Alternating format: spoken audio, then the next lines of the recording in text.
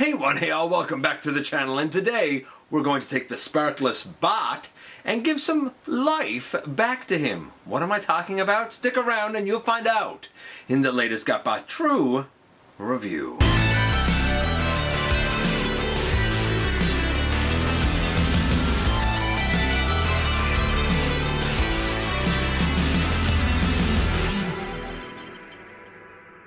Hey all, welcome back to the channel. I'm your host, your most humble of hosts, Dennis Moulton, aka GotBot. As always, man, please like, comment, share, of course, subscribe, and while you're at it, light them up, baby.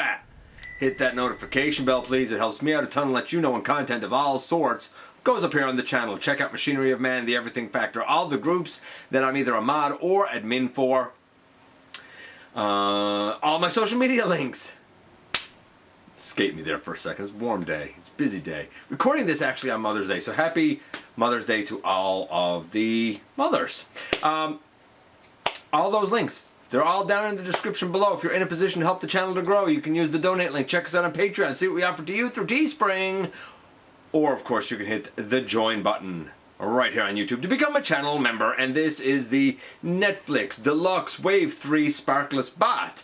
I get it. It's supposed to be one of those zombie guys that was in the Netflix show, using the like Prowl, Barricade, smoke screen, body type. However, that being said, I do foresee a name and a purpose and an identity for this guy. So while they can work certainly as troop builders, I have a different idea in mind, and dare I say, this might be the most successful use of this mold yet, to my shock, because I was going to skip this guy. So without any further ado, how about we head over to the table and take a closer look at him. And yes, indeed, here we have the Netflix Wave 3 Sparkless bot. And I was not going to get this guy. I got this guy really courtesy of Andy B Games, so I appreciate him helping me out here. Starscream wife saw him and immediately thought, oh man, he looks so cool. So, you know what, she's usually right about these things. So I said, you know what, let's make that happen. And it did, and like I said, I'm very thankful that it did. This mold in particular, I've looked at before. In fact, I looked at it as Barricade in episode 610. And I said there that the colors looked really cool, even though it was kind of a revisioning of Barricade as a full-size character and blah, blah, blah. And I said that it was a 9, I said the articulation was a 10, and I said the transformation was a 10, and he was a 9.75. But I didn't really like the alt mode. So it wasn't the Barricade update for me. The Prowl use of this mold is perhaps the worst of all uses of this mold. At least my copy was, because the legs were loosey-goosey, man. He was still good, but the legs were real loose on him. So he only, he scored a little bit lower, right? He got a 9. The Barricade got a 9.75. The Bluestreak got high as well because of all the paint. And the smoke screen I didn't even look at. So it is what it is, right? Then this guy happened. And I think this might be the best use of this mold.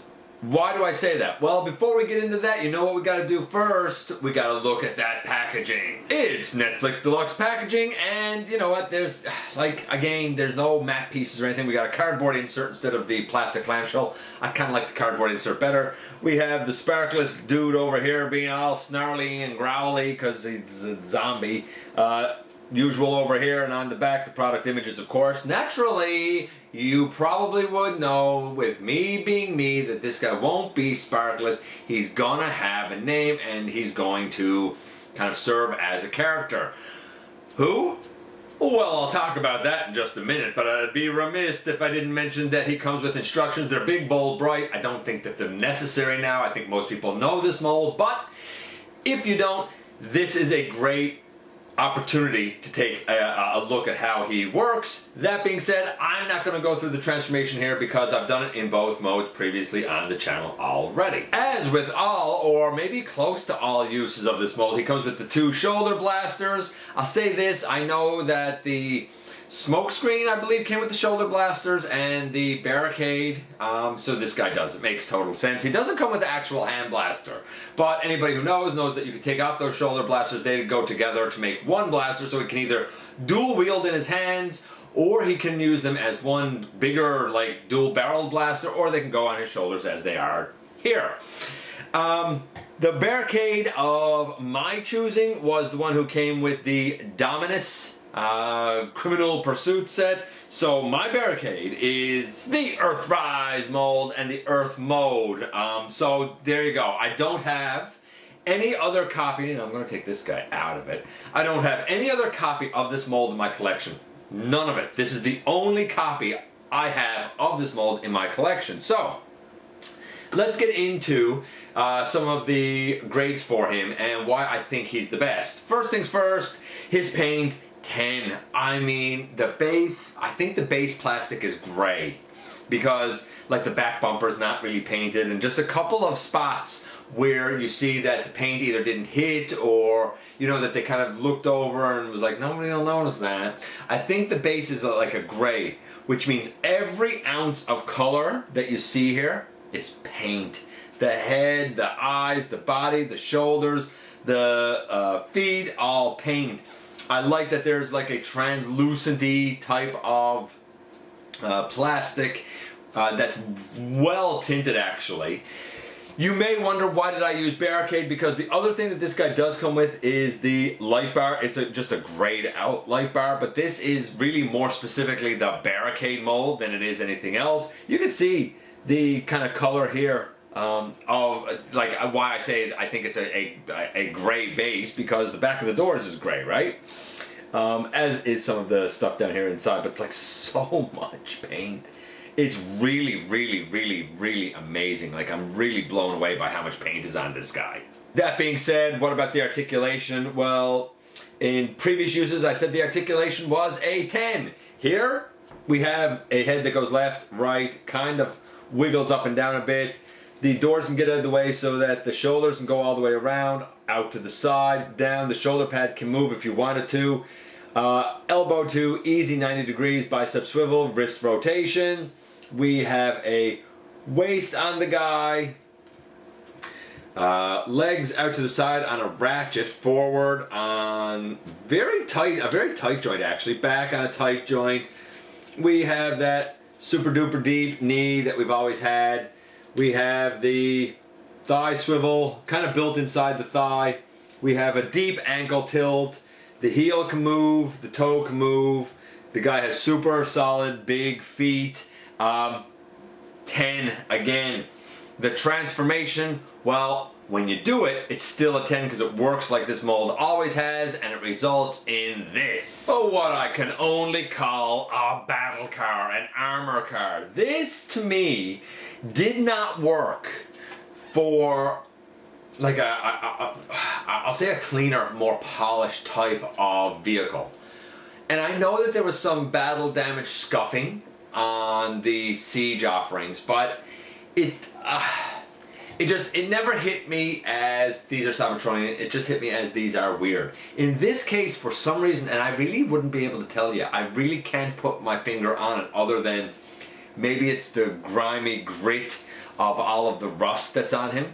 But this looks like a car that was an old car that like got Mad Maxified, you know, like they took this old car, they armored it up, they put all this junk on it so that it doesn't really resemble a car anymore. It just looks like it has a bunch of junk on it now, and it's armored and it has like a thick hull plating and stuff now, but it still has the speed and versatility of I don't want to say a sports car, but speed and versatility of like a quick attack vehicle type of thing, you know, like it's like a fast armored tank car junk thing. And that's why I'm going to make this guy be a Junkion. He's going to be a Junkion, and his name is going to be Rustbucket.